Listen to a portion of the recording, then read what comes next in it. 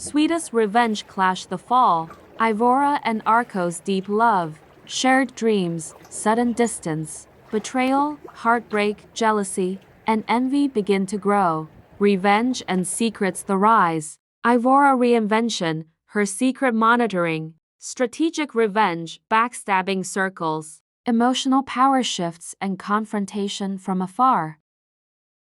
Confrontation, forgiveness, deep connection, and the symbolic, romantic reunion that leads to their lasting love. Let's begin. Here comes Love and Betrayal, The Fall.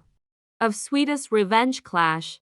Ivora and Arkos. I'll keep it cinematic, emotional, and original. Let's begins. Sweetest revenge clash.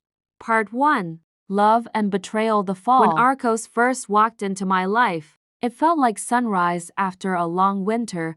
I was 26, standing in the marble lobby of a sponsor's gala, wearing a black silk dress that had taken 2 assistants and 1 miracle to zip. He was laughing that quiet, confident kind of laugh that says he already knows how the night will end. Arkos wasn't just handsome, he was magnetic, the kind of man who could turn silence into poetry. His eyes found me across the crowd as if the room had been waiting for that exact moment. And when he said my name, Ivora, it sounded like a secret he'd been holding onto for years. We loved in a way that frightened people. Too fast to real to consuming, we spent nights tangled in plans, talking about building something together, our company, our life, our empire. We were equals then, partners in ambition and affection. I signed contracts in my name, but always whispered, "This is ours." Arkos, when success came,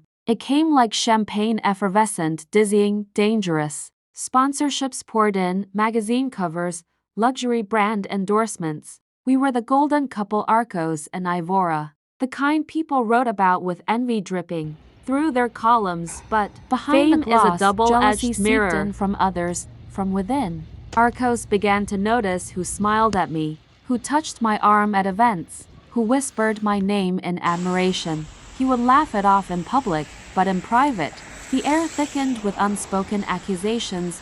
One night, after a red carpet event, he snapped, "Do you even notice how men look at you, Ivora?" His voice was tight, trembling between hurt and pride. "They look," I said softly, "but only you see me." It wasn't enough. Jealousy rarely listens to reason. Arkos grew distant first in glances, then in gestures. The warmth that once lit our mornings began to flicker. Calls went unanswered. Messages turned to silence. The man who once shared every thought with me became a ghost in our own home. Then, one morning, he left. A note on the counter. "It's work, Ivora, I'll be back before you know it." 3 months passed. No calls. No messages, just silence. And then he came back, but he wasn't alone. The day I saw him again, I was standing outside our office, the one built from our shared dreams.